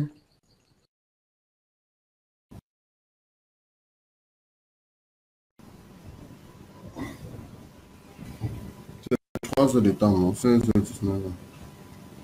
16 heures, d'accord. Demain, 16 heures. Ouais, ça va. D'accord. Bon, bonne Ouais, je n'ai, monsieur. J'ai toujours pas encore reçu. Donc, je suppose que ça va venir après.